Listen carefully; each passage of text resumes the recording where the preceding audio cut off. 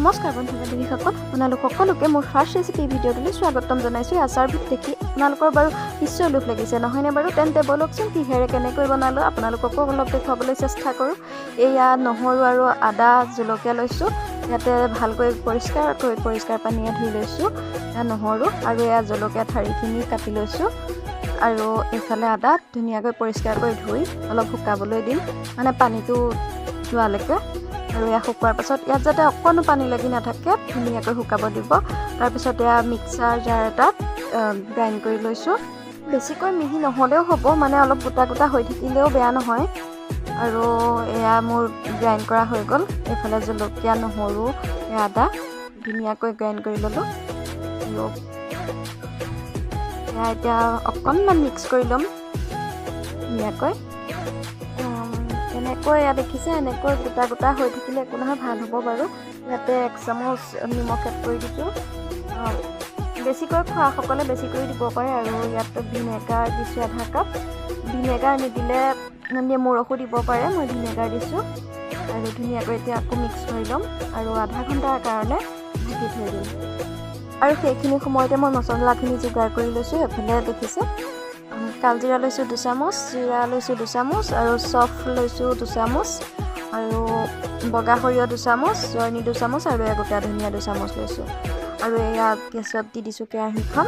অলপ গৰম হোৱাৰ পিছতে মছলাখিনি অকণমান ৰঙচুৱা কৰি ভাজি ল'লোঁ। আৰু তাত 2টা শুকান জলকীয়া দি দিছোঁ। ধুনীয়াকৈ ভাজি এতিয়া অকণমান ঠাণ্ডা হ'বলৈ থৈ দিছোঁ। দেখিছে এয়া ৰঙচুৱা হৈ গৈছে। আৰু ঠাণ্ডা হোৱাৰ পিছত ধুনীয়াকৈ মিহি কৰি আনিম। এয়া বেছিকৈ মিহি কৰা নাই, ইয়াত গোটা গোটা আছে দেখিছে। বেছিকৈ মিহি কৰিলে ভাল নালাগিব খাবলৈ, এনেকৈ থাকিলে ভাল লাগিব। আৰু কেৰাহীখন গৰম হোৱাৰ পাছত মই ইয়াতে তেল দিছোঁ আৰু পাঁচফোৰণ অকণমান দি দিছোঁ। আৰু এয়া হালধি 1 চামুচ দিছোঁ। আৰু তেলখিনি গেছটো অফ কৰি তেলখিনি ঠাণ্ডা হ'বৰ কাৰণে থৈ দিছোঁ। আৰু আধা ঘণ্টাৰ কাৰণে যিখিনি আদা নহৰু জলকীয়া ঢাকি ৰাখিছিলোঁ, এয়া আধা ঘণ্টাৰ পাছত চাওক কিমান দেখিব ধুনীয়া লাগিছে। ইয়াতে মই দি দিছোঁ মছলাখিনি, যিখিনি গ্ৰাইণ্ড কৰি আনিছিলোঁ মছলাখিনি ইয়াত দি দিলোঁ। দি দিয়া মিক্স কৰাৰ পাছত এয়া আৰু ইয়াতে 1 চামুচ কাশ্মীৰী মিক্স দি দিছোঁ। আৰু সেয়া মিক্স কৰি ল'লোঁ। মিক্স কৰাৰ পাছত ইয়াতে গৰম কৰি থোৱা তেলখিনি দি দিছোঁ। দি দিয়াৰ পিছত গোটেইখিনি মিক্স কৰিলোঁ। মিক্স কৰি হৈ গ'ল। আৰু এতিয়া আকৌ মই 2-3 মিনিটমানৰ কাৰণে ঢাকি থৈ দিম। ঢাকি থৈ দিলে অলপ ভাল হ'ব, তেলটো সোমাই যাব। আৰু ইয়াত ঢাকি থৈ দিলোঁ। ঢাকি থৈ দিয়াৰ পাছত এতিয়া মই এটা কণ্টেইনাৰত ভৰাই থৈ দিম। আৰু ইয়াত অকণমান কেঁচা তেল দি দিছোঁ।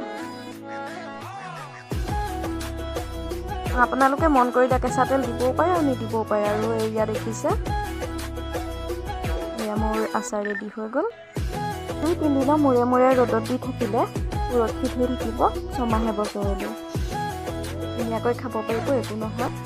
মোৰ ৰেচিপি ভিডিঅ'টো চাই কেনেকুৱা পালে প্লিজ কমেণ্ট কৰি জনাব। আৰু এনেকুৱা ধৰণৰ ভিডিঅ'বোৰ পাই থাকিবৰ কাৰণে পেজখন ফ'ল' কৰি দিব। আৰু আজিলৈ তেন্তে আহিছোঁ, বাই বাই।